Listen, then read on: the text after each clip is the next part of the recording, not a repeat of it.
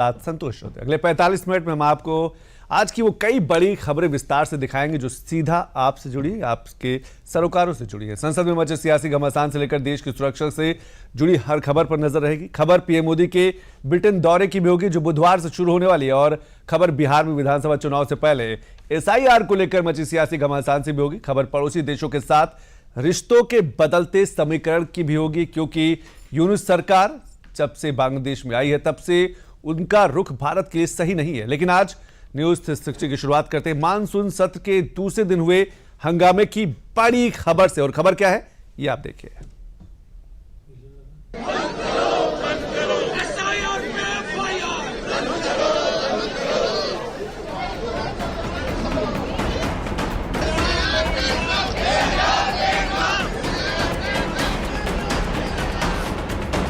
संसद में हंगामा मानो परंपरा बन गई है और सदन का स्थगित होना मानो रस्म बन गई है।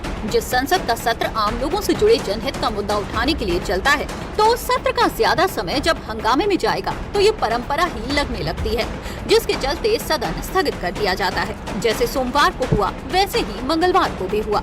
संसद के मॉनसून सत्र के दूसरे दिन भी विपक्षी दलों ने जमकर हंगामा किया। विपक्षी नेताओं ने बिहार में वोटर लिस्ट की जांच और एसआईआर के खिलाफ सदन के अंदर और बाहर विरोध किया।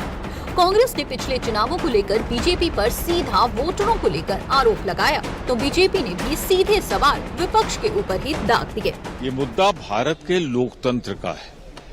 जो हमने देखा महाराष्ट्र में 1 करोड़ वोटर, एक बिल्डिंग में 5000 वोटर, एक मकान एक घर में 1000 डेढ़ हजार वोटर कर्नाटक में लाए जा रहे हैं, उत्तर प्रदेश से, बिहार में लाए जा रहे हैं पता नहीं कहां से।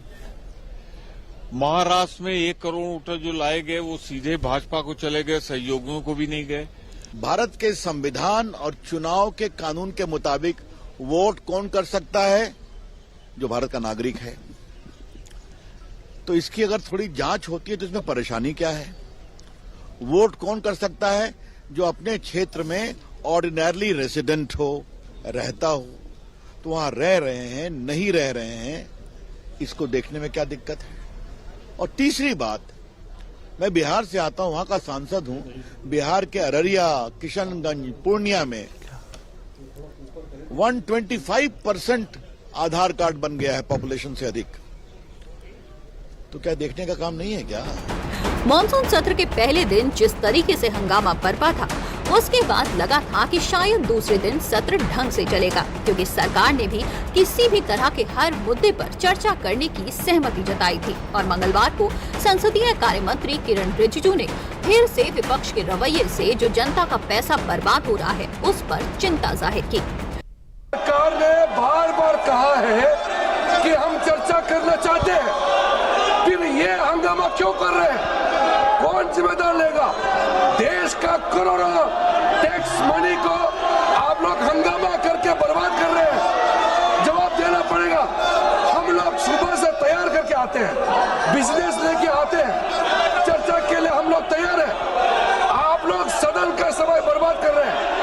ये सब हमारा जो कांग्रेस पार्टी और उनके कुछ साथियों ने जो 2 दिन से जो हंगामा कर रहे हैं, मैं इसका खंडन करना चाहता हूँ।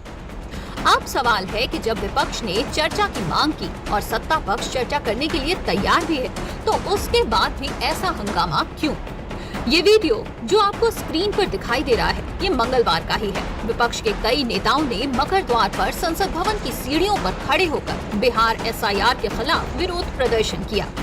आप खुद देखिए कैसे इसी प्रदर्शन के बीच राहुल गांधी और अखिलेश यादव गुफ्तगू करते हुए मुस्कुरा भी रहे हैं, जो अपने आप में ही इस प्रदर्शन की गंभीरता को दिखा रहा है। हालांकि बयानबाजी में विपक्ष गंभीरता दिखाने में कोई कसर नहीं छोड़ता। अखिलेश यादव ने इसे बीजेपी के चुनाव जीतने का हिस्सा बता डाला। जवाब में बीजेपी ने विपक्ष की सरकार में हुए एसआईआर की याद दिला दी। हर चुनाव को जीतने के लिए भारतीय जनता पार्टी एक नई रणनीति बनाती है।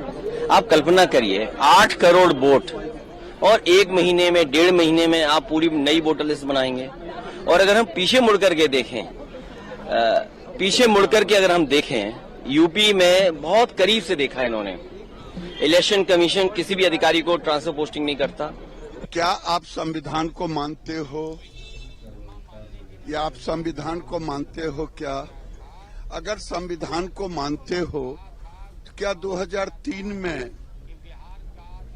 नरेंद्र मोदी देश के प्रधानमंत्री थे? उस समय भी हुआ। ये एक संवैधानिक व्यवस्था है। आप संविधान को पैर तले कुचलते हो, बाबा साहब का नाम लेते हो। सियासी दल लोकतंत्र की परिभाषा तो जोर से बताते हैं, लेकिन क्या हंगामे के कारण सदन का ना चलना ये लोकतांत्रिक मूल्यों की कसौटी पर खरा उतरता है? सोचिए, मंगलवार को प्रश्नकाल में किसानों के मुद्दे पर चर्चा होनी थी, लेकिन इस हंगामे के कारण नहीं हो पाई।